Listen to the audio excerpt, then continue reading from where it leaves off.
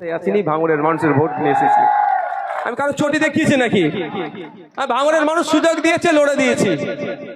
5 বছর ভাঙড়ের মানুষের জন্য শুধু নয়, ভাঙড়ের মানুষ ফুল ক্রেডিট পাবে, রাজ্যের মানুষ আজকে উপকৃত হচ্ছে। আমরা ব্লাড ডোনেশন ক্যাম্প করলে বলে কি রক্ত বিক্রি করে দিচ্ছি, বলেন না? হ্যাঁ, আর আজকে দেখুন ভারত পশ্চিম বাংলার যে কোনো প্রান্তের মানুষের রক্তের প্রয়োজন হলে আগে ভাঙড়ের নেতাদের ফোন করছে। এর থেকে বড় পাওনার ভাঙড়ের মানুষ কি নেবে ভাই?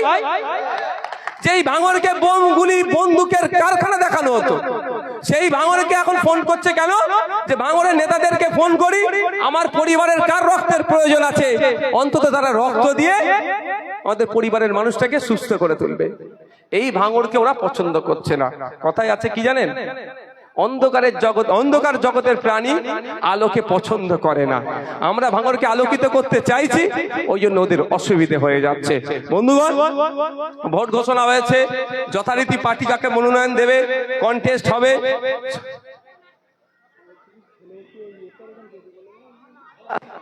আর সবাই যাবে তো নাকি? আচ্ছা, কমিটির ছেলে একটু মনে হচ্ছে ইফতারে যখন হচ্ছে একটু হাত লাগাতে হবে। আমি 2 মিনিট 3 মিনিটের মধ্যে শেষ করে দিই, বাকি সবাই যে হাত লাগাতে হবে। ইফতার যখন খাবে নিজেকেও কাজ করতে হবে। কি গো ভাই, নিজেরটা নিজেকে বুঝে নিতে হবে। শুধু এতটুকুই বলবো, ঠান্ডা মাথায় চলুন। 2021 সালে কি বলেছিল? যদি আপনাদের বলতে লাগবে না, বিজেপি চলে আসবে, এনআরসি সিএ করে তাড়িয়ে দেবে বলে ভোটটা ভাগ করে নিয়েছিল। আর বিজেপি কি বলেছিল? ক্ষমতায় নিয়ে আসো, সবাইকে তাড়িয়ে দেবো বলেছিল তো। আর আমি কি বলেছিলাম? অমিত শাহ মোদীজি কেন, ওর 14 পুরুষের ক্ষমতা নাই কোন ভারতীয়কে দেশ থেকে তাড়াবার, আর মুসলমানকে দেশ থেকে তাড়াবার বলেছিলাম। আপনারা জানেন মাল্লাই আমির শেখ নামে একটি ছেলেকে পে লোডার দিয়ে বাংলাদেশে ফেলে দিয়েছিল। আমি চুপচাপ লক্ষ্য করছিলাম তৃণমূলের নেতারা কি করে, দেখি কারো কোনো উচ্চ বাচ্চ নাই। আমি একদিন ওর বাড়িতে হাজির হয়ে যাই। যেই দিন ওর বাড়িতে হাজির হয়েছি, তারপরের দিনই তৃণমূলের নেতারা ওকে নিয়ে এসে কলকাতা, ওর পরিবারের লোককে নিয়ে এসে কলকাতা হাইকোর্টে মামলা করলো। 1 সপ্তাহের মধ্যে বাড়িতে চলে আসলো।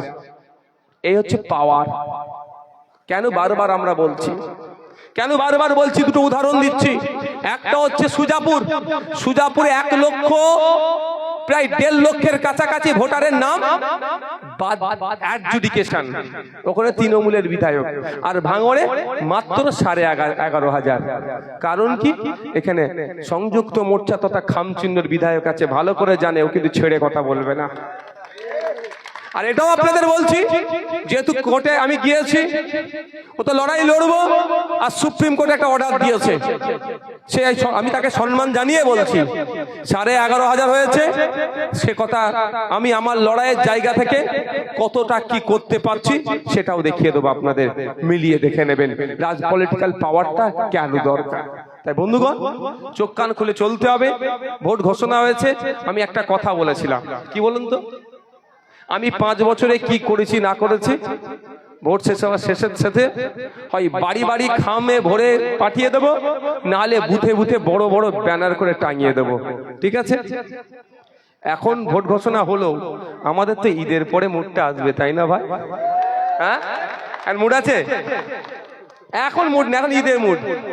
ঈদের পর থেকে এবার হচ্ছে ভোটের মুডে আসবো।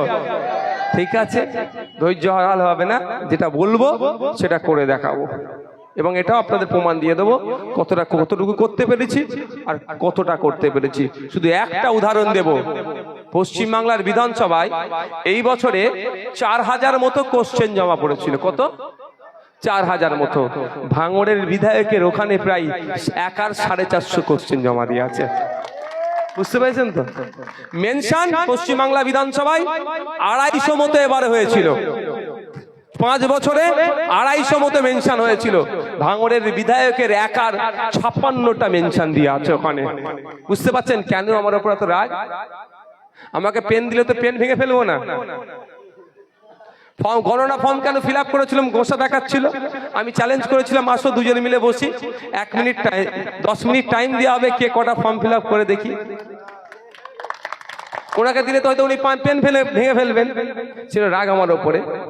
ওনার শুধু রাগ না, ওনাদের ওপরের তলার রাগ। মুসলমানদের বোকা বানাতে হবে, মুসলমানদের ভুল বুঝিয়ে যতদিন পারবো রাখবো। এদের নামে যে মাথায় যে বরাদ্দগুলো হবে সেইগুলো কি করবে? তুলে খাবো। এবারে মাইনরিটি